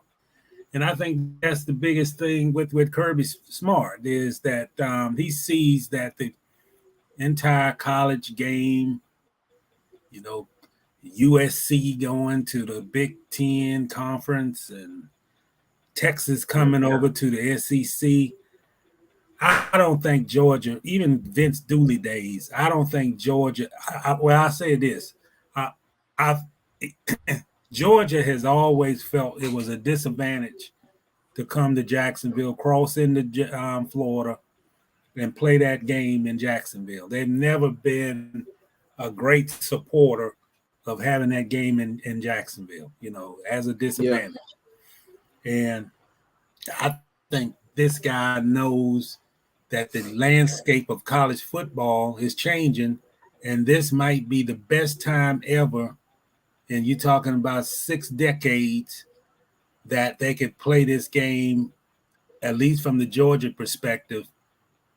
They could alternate and play it in Georgia, alternate years, so to speak. And I'm like you. I mean, I just feel that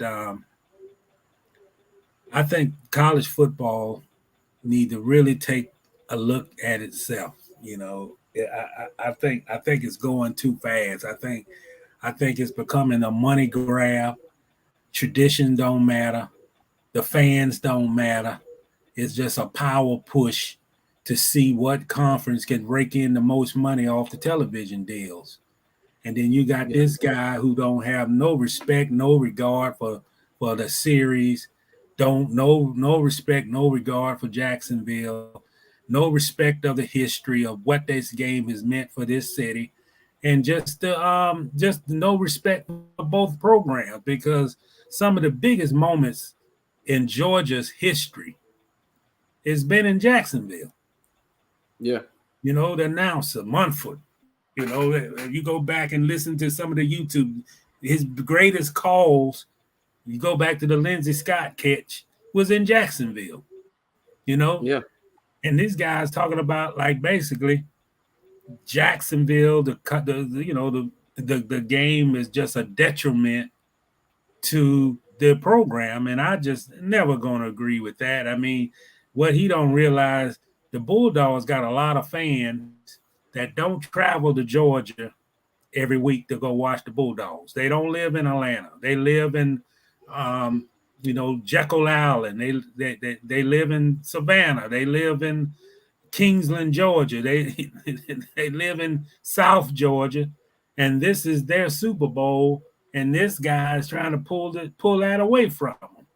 And I just think that they Georgia, Florida, college football, the SEC, and I really feel at this point the SEC needs to step in. They need to step in and just make a statement. Why is this game so valued? It is a value. It's valued in this town. It's supposed to be played here. Not supposed to be played in Atlanta. Not supposed to be played in Gainesville. And definitely not supposed to be played in Athens. So I would like to see the SEC step to the plate, talk about the significance of this game. And it seems like the only one talking in Georgia is Kirby Smart. And I think he needs to be muzzled. I mean, because obviously I don't, now you got, let's go back to what his conversation was first. Oh, it needs to be moved because we can't bring the recruits down to Jacksonville. Well, now is that done? You can bring the recruits. The campus visits, it means more for the kids. And this guy is just, he's a great football coach. He's a great recruiter. But this guy, his comments about this game in Jacksonville is toxic. Yeah, absolutely. And it's crazy because I've never heard Georgia fans or Florida fans complain about the game being played here. I used to work the game. I used to do security at the games. Yep. And the Georgia fans love coming here. They treat it as a mini vacation. And the Florida fans love coming here. RV City, come on, man. You can't beat RV City. RV City was great, Now, when they was the world's largest cocktail party, there was some issues from time to time around the game. You had people, get deleted, and stuff happened or whatever. But they kind of got away from that. You didn't see it as much. But it's still, man, littered with tradition, and it's great for the city of Jacksonville. But I want to get to what your thoughts on what Hassan Carter's saying. He said Kirby is low-key saying Jacksonville fixed that stadium and city growth. He piggyback on the Shad Khan, the city council, not approving the development. What do you think about that? Well, I'll say this here. If the city don't fix that stadium, we're not going to have a football team. I mean, that's the period. Jaguars won't be here. If we don't renovate this stadium, not only are we going to lose this Georgia-Florida game, we'll lose this football team. We'll lose the Jags. I mean, to be honest, and I said this a couple of months ago, now is the time. I know you got that practice facility being built and what's going on over at the shipyards and all of the hotels getting, talked about, getting put up. But make no mistake, the biggest thing that needs to be done is upgrading that stadium because the NFL is not going to let that go. And if then something don't be done, I think the lease got 2 more years or maybe 3 years before it expires. And they're not going to sign any lease. They're not going to sign a lease extension unless it has something to do with renovation of the stadium. And the one thing I don't like about my hometown is we got to stop waiting till the last minute to start taking action on things. You can't wait. I don't care who's city councilman, who being voted in. You lose this football team from this city, you won't be voted. You won't have a elected job. You won't be city council no more. If you lose this team on your watch with all it, start now because let's be real. Construction costs are going up every day. You don't need to wait till the red letter, the red date to say, okay, now we can start construction. And you got to be proactive. This city has to be more proactive. And I think to be honest, and I know that construction conflicts with their schedule and all that, but there need to be conversations right now about upgrading this stadium. The Jaguars have already questioned and sent out questionnaires to their fan base, and now is the time to talk about it, because once the NFL get on that bandwagon, that if you don't get this done in a certain amount of time, they're going to put that pressure on Jacksonville until either that stadium get redone, or we'll be having a Jaguars playing somewhere else. But that's the bottom line. They're not going to have this team playing in that stadium over the next 10 years. That's not going to happen. So if I was the mayor, whoever on the city council, it's time to have those discussions right now. And it ain't going to. And if not, what's going to happen is what happened in Buffalo. Remember, the NFL went to Buffalo and dropped the hammer, and they told them, they say, because they wanted to renovate the stadium in Buffalo, and the NFL told them, no, you got to build a new stadium. There will be no renovation of this stadium. And if you do not build a new stadium, we will be searching for other locations for the Buffalo Bills. They told them straight like that. The NFL will come here and do that to Jacksonville if they don't get the stadium straight. And I'll be honest, if Jacksonville don't believe in these leagues, when they say build a stadium or the team leave, go ask Seattle. Go ask Seattle people what happened to their NBA team. Oh, yeah. Yeah. Yeah, absolutely. They say Kassan Carter said Atlanta is hosting 2 college games the opening weekend. They have enough in my eyes. And they hold you so you got the opening the Chick-fil-A Peach Bowl. Yep. Then you got another game you're gonna host. You're gonna host the SEC championship game, and you could potentially host a playoff game. Atlanta has enough. Yep. Yeah, they do. That Georgia, Florida is Jacksonville's. It's not Atlanta's, it's not Athens, it's not Gainesville. The history of the series is based in Jacksonville. And I don't know what Kirby Smart thinking, but that's Vince Dooley used to talk about, we just feel it's unfair and all that. But if Vince Dooley couldn't move that game to Athens, why did Kirby Smart think he can? I mean, realistically. Yeah.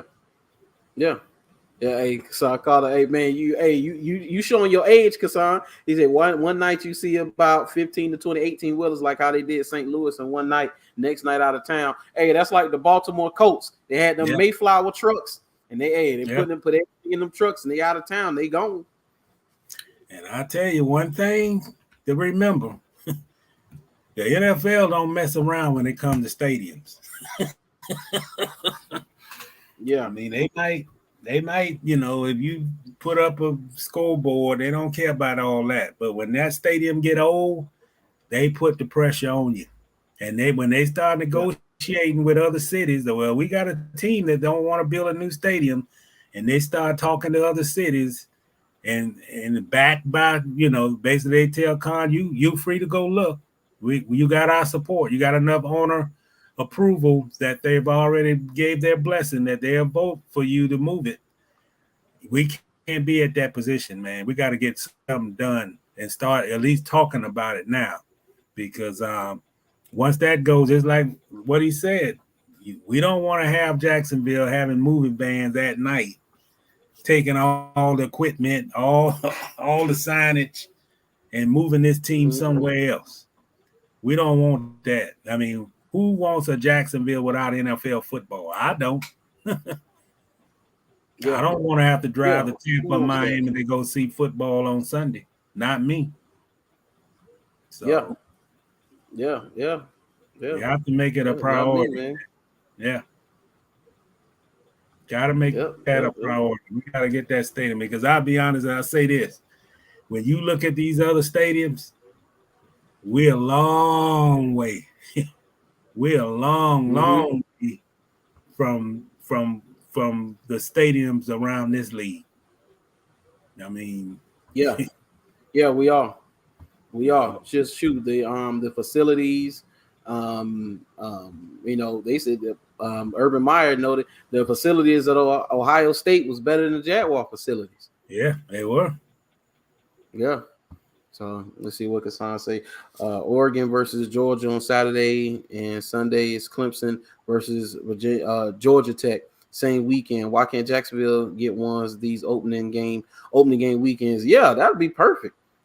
Hey, opening game weekend. We get a game for that. You get Florida, Georgia, and you got the Gator Bowl. That's perfect. And you know what? Jacksonville needs like a sports. They used to have it. They need a committee of people in this city, the head shakers, and a sports. I don't know, Jacksonville Sports Committee, and they need to go out, collect money, raise money, and aggressively go out and try to get these events to get to Jacksonville. If you want the ACC back, the ACC championship game, we need to start, making a pitch for those type of events here. Especially when the stadium get renovated, because I believe it's got to get renovated. I believe it's going to happen. But why not Jacksonville? Why not Jacksonville can't host one of those classic college football games to kick off the season? Yeah. Why not? Yeah. I said the same thing. So, man, we're gonna leave that right there, and we're gonna finish up with a little basketball, and the trial, with Kobe Bryant photo trial is going on, and just hearing the details about this, and with his wife, her having to walk out of the courtroom and her crying. They say you can hear her, sobbing.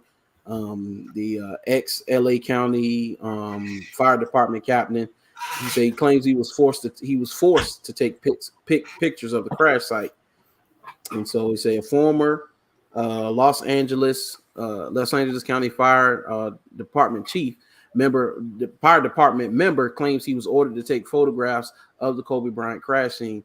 This according to the new testimony in the trial. Brian Jordan, an ex-captain with the Los Angeles County Fire Department, testified that while he doesn't recall being at the actual site of the crash due to memory issues, he clearly remembers being told to take pictures by high-ranking officials. I followed many instructions that day, but was told, take pictures, Jordan said. However, a chief from LA County Fire Department vehemently denies instructing Jordan to capture images from the scene.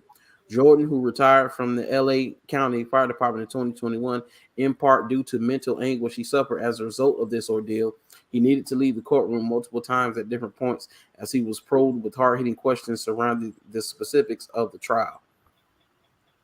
When asked if any of the pictures he captured contained images of body parts, Jordan said, "Thank you. Now I see intestines in my head." He said, Brian was so distraught over the proceedings that at one point he turned and said to the judge, "I don't want to hear this drama." Raul Rosales, a deputy with the LA Sheriff's Department, testified that he never made it to the crash site, adding that he received approximately 30 photos from Deputy Doug Johnson, as we previously reported. Johnson said that during the trial, he had no regrets about taking photos of the remains, claiming the higher-ups at the LA County Fire Department ordered him to do so. Rosales told the courtroom that none of the photos were close-up body parts, but did say there's a possibility arm could be visible in the distance. An investigation by the Sheriff's Department determined that there were violations of use of communication protocols in Rosales' cell phone. Still, he did not receive discipline nor was he suspended for his actions. Rafael Mejia, another member of the LA Sheriff's Department, testified that he sent the sensitive photographs and sent them to Rosales, and Mejia sent approximately 15 to 20 photos to Rosales, according to his testimony. As previously reported, Vanessa Bryant is currently embroiled in a contentious lawsuit with the LA County Sheriff's Department, among others, after she learned 8 deputies took photos of the remains of Kobe and her late daughter, Gianna, and shared them with family and friends, co-workers, and even strangers. Mejia is the man who sent the photos to Jory Cruz. Cruz is accused of showing the photos at a bar. And this right here, when I first heard about this, I was like, man, this is ridiculous. And now more is coming out about that they've done this before, that they have what they call a Google book where other famous people have died tragically, and they have photos of them as well. I mean, you took the photos and you were showing them off at a bar. Yeah. I mean, I don't know, trying to get clout with chicks. I don't know, whatever it was, and now that his family has to relive this. And now I don't feel bad for any of them because the LA County, the sheriff's office, they basically told Vanessa Bryant, it's like, well, she needed to prove that she went through mental anguish. Are you serious? I mean, is that where we are? How insensitive can you be? This has been a terrible ordeal for their family. And once again, she's being dragged through this again because people want to chase clout. The attention whoring in this society now. That's one of the problems too. This attention whoring, wanting attention from people. It's become, it's like it's a drug now. People just gotta have it. They gotta be that want to be in the spotlight, that want to be known, want to be important. It has ruined the fabric of our society because there's no way you take these photos and you go show them off somewhere. This is like classified evidence right here. Why are you taking this? But that's the society we live in, and now they're lying about it. I question. I mean, when you go, I say this: when you look back, you go back to the 90s, you go back to 2000. It's just LA Police Department, LA Fire Department, LA Public Service Departments. It's just like I can even remember the Michael Jackson situation. It just seems like their public service in that city is flawed. It's just flawed. You got people literally shooting photographs and showing them at a bar that's a firefighter or whatever. And it just I don't know if it's LA just for the love of money or the love of publicity or what. But I agree with everything you say. You putting her to all this. We got the Kobe Bryant photo trial. Think about it. The Kobe Bryant photo trial. Because first responders didn't do their job. Trying to make money off his death. Yeah. Yeah. And it's wrong, man. It's wrong. There's no way no first responder is supposed to do that kind of thing. I don't care if it's LA, anywhere. And it's just it's bad in my opinion. There's so much other things. We celebrate his life. He was a tremendous person, father, and we got people who's supposed to be first responders, taking photos, remains, and Lord knows what are they trying to do with that, as far as getting compensation or just bragging about it. Basically, that's what it was in the bar. And it's sad, man.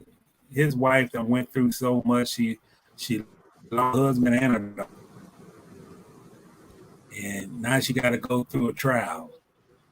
And like you said, she had to prove her anguish. I mean, it's ridiculous. It's ridiculous for the second largest city in America to have that type of just foolishness in the fire department and the police department. And you go back to LA, you can go back to Rodney King trial, you can go back to the OJ trial. It just seems like their public service doesn't do what they're supposed to do. It's always flaws. It's always, they didn't do it right. They didn't do that right. They didn't do this right. When are they going to learn to protect and serve and stop making so many flaws? I mean, it's ridiculous. This is ridiculous. Yeah. Yeah, absolutely, man. It's only a matter of time before these photos surface because it's been changed through too many hands, and that's gonna be she's gonna have to live through this all over again when those photos come out. Hopefully, she decides not to look at any of them if they do spill onto the internet. which I believe they will, she'll have to relive it all over again because the photos are going to go viral and they're going to be on everything. People are going to be able to see them, and this is unfortunate, man. But, you got people who are supposed to be professionals who did not do their job. Yeah, and that's the bottom line. They did not do their job. And, as I feel, it's almost like they're trying to benefit, trying to get a financial gain for a tragedy. And that's, to me, that's like a crime, to be honest. You're trying to benefit off a young, an all-star superstar basketball player who lost, a wife who lost a husband and a daughter. And, she like reliving that death every day for both of them. And it's just, I don't know, man. LA is a nice city. It's a nice place, but I would have concerns about it ain't even a laughing matter, man. It's just bad things that happen with their public service. And it still happens.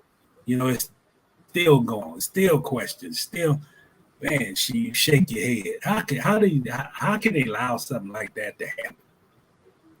I mean, just say. Yeah. So, but man, we are going to leave it right there. I appreciate everybody for tuning in. Make sure y'all like, share, and subscribe. Follow me on all my social medias. You can follow Mr. Reid on Twitter. We will be back with another live stream. That Jaguars Steelers coming up. Gonna check that out. Hopefully George Pickens don't come down here and set the place ablaze. Hoping not. I'm kind of hoping he do now. I hope he come. I hope the GM and Shad Khan, the coaches, they watching. They're like, man, they go the guy we should have picked. Yeah. I think he might make his presence felt to make him feel that way too. Yeah, absolutely, man. Dude, watching him on that touchdown catch he had against Seattle, man, he looked like a gazelle, running through the Serengeti, man, just trotting up and down the field, made it look so easy, so effortless. Toe tap touchdown. I was like, oh man. Yeah, toe tap touchdown, plucking balls out of the sky, hurdling defenders in practice. I say, man, it is what it is, man. But I appreciate you guys tuning in, man. Until next time, man, we are out of here. Peace out, y'all.